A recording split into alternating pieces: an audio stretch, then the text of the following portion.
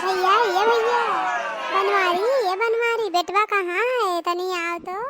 माई रे भैया वहाँ चला गई। ये अम्मा ये देखा तनी, ये देखा ऊपर पेड़वा पे लटका थे। कहाँ कहाँ काव देखी? अरे निजवा नहीं ऊपर तनी पेड़वा पे देखा। अरे भैया तो ऊपर पेड़वा पे काव करत है? निजवा तनी उतरा नहीं बहिनी, हम नीचे ना उतर पाई। नीचे उतरब तो हमें राखी बनवावे पड़ी, राखी बनवाई तो हमें 5 किलो टमाटर देख पड़ी, तो वो औकात हमरे ना बहिनी, हम नीचे ना आ पाई। अरे बाबू तो चौका दे ही तो पड़ी।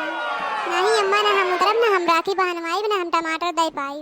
ये अम्मा हमहू जात है अपने नैहर में, हमहू अपने भैया से राखी बनवाई 10 किलो टमाटर मांगब, वही में से 5 किलो दे उठी बहिनी का 5 किलो दे लिए भाई हम।